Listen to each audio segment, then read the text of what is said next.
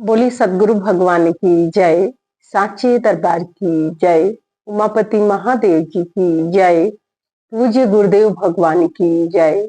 जय श्री राम, जय श्री राम, जय जय श्री राम। प्रिय भगवत प्रेमियों, हम सब परमात्मा की संतानें,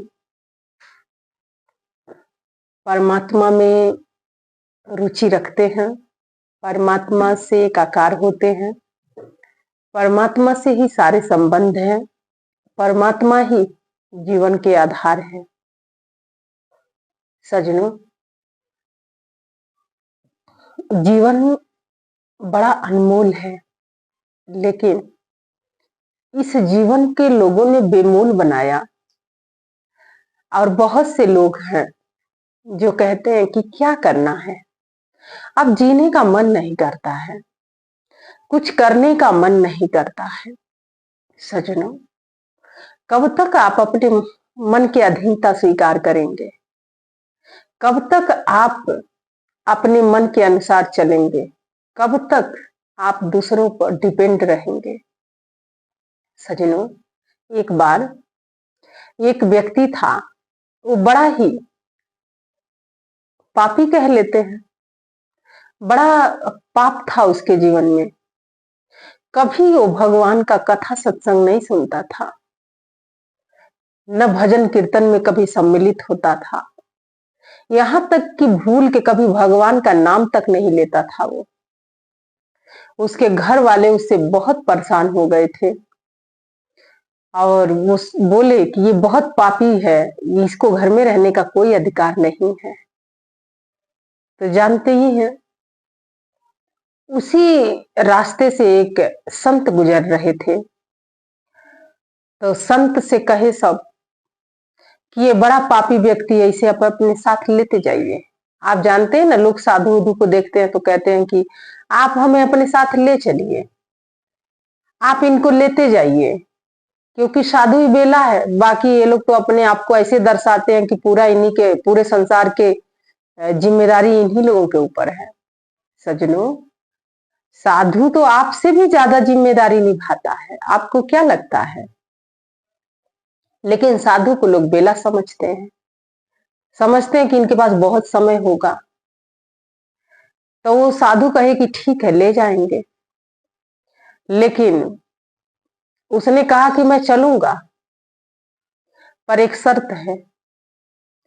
तो उस संत ने कहा कि ठीक है, क्या शर्त है? तो उसने कहा कि मुझे भगवान के नाम लेने के लिए मत कहना।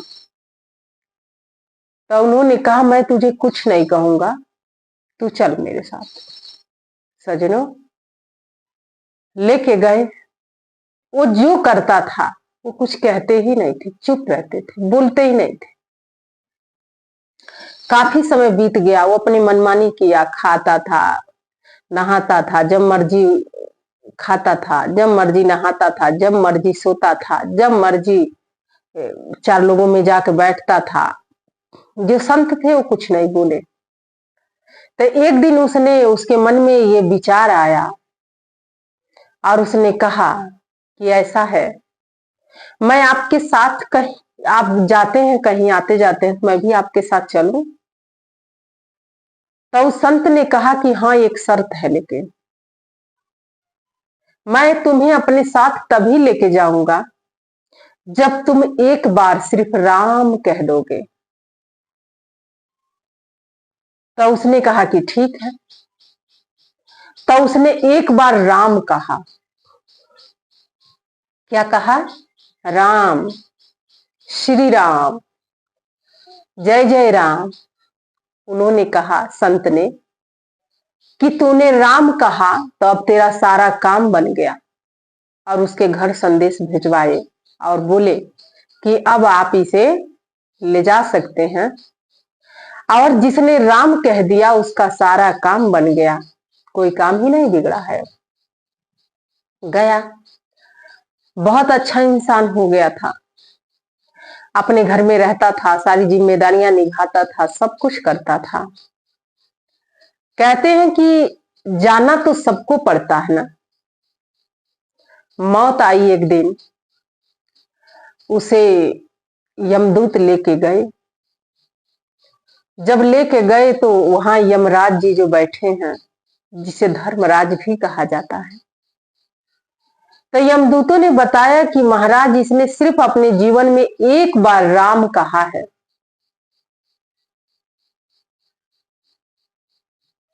तो संत ने यह भी कहा था, उसने पूछा था, जब संत ने कहा कि शर्त मंजूर है, मैं तुझे अपने साथ तभी लेके जाऊंगा जब तू एक बार राम कहेगा। तो उसने कहा था कि अगर मैं राम कहूंगा तो मुझे क्या मिलेगा, क्या नफा होगा,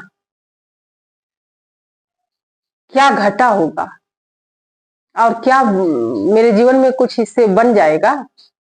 तो उन्होंने कहा हाँ बन जाएगा, लेकिन तुमने राम कहा है, लेकिन कभी भी इस नाम के बदले कोई कुछ कहे कि तुम ले लो तो लेना मत, मेरी बात इतना याद रखना। तो वो तो मर गया था, लेकिन उसे संत की बात याद थी। जब धर्मराज ने कहा कि तुमने एक बार अपने जीवन में सिर्फ राम जी का नाम लिया है, उसके बदले तुम क्या चाहते हो, तुम जो लेना चाहते हो, जो मांगना चाहते हो, तुम्हें मिल जाएगा। तो उसे संत की बात याद आई और उसने कहा कि मैं अपने मुंह से तो नहीं कह सकता हूं, अगर मैंने एक बार श्री राम जी का नाम लिया है तो अब आप लोग जानो क्या करना है।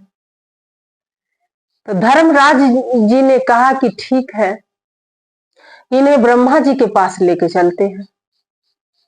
अब ब्रह्मा जी के पास जब लेके गए तो ब्रह्मा जी से पूछा गया कि राम जी के नाम का मतलब क्या हो सकता है। तो उन्होंने कहा मैं भी नहीं मतलब जानता हूं, अब शिव जी के पास चलो, क्योंकि ये डिपार्टमेंट तो शिव जी का है और शिव जी तो हमेशा राम जी का ध्यान करते हैं, वही सही सही मतलब बताएंगे। सजनों, शिव जी के पास ले जाया गया उस व्यक्ति को। जब वो शिव जी के पास गया तो ब्रह्मा जी ने कहा कि इसने सिर्फ एक बार आप भगवान राम जी का नाम लिया है और इसे इसके बदले में क्या दिया जाए आप बताइए, क्योंकि आपसे ज्यादा तो कोई नहीं जानता है, क्योंकि आप तो हमेशा राम जी के ध्यान में ही रहते हैं। तो शिव जी ने कहा कि मुझे भी नहीं पता, मैं उनके नाम का ध्यान तो करता हूं, राम नाम का उच्चारण तो मैं भी करता हूं, लेकिन मुझे भी नहीं पता। तो ब्रह्मा जी ने कहा तो फिर कैसे काम बनेगा। तो उन्होंने कहा जिनका नाम है उन्हीं के पास हम चलते हैं, अब वही इसका समाधान बताएंगे। सजनों, सब लोग मिलके उस व्यक्ति को लेके, जिसने जिंदगी में पहली बार श्री राम जी का नाम लिया था, उसे लेके गए। मर गया है, अब लेके गए वहां पर। तो राम जी तो है ही मर्यादा की मूर्ति, उठे सबको प्रणाम किए। ब्रह्मा जी और शिव जी ने कहा कि ये जिंदगी में एक बार आपका नाम लिया है और इसका मतलब क्या है। तो भगवान रामचंद्र जी ने कहा कि मतलब तो मैं भी नहीं जानता हूं, मेरा ही नाम है, लेकिन मुझे भी नहीं पता कि इसका मतलब क्या है।